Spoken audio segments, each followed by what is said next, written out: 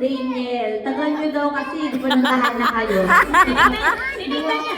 Tinignan niya. Sumunta kung tama yung gagawin. Bilisan mo siguro sabi niya. Ayan, congratulations po!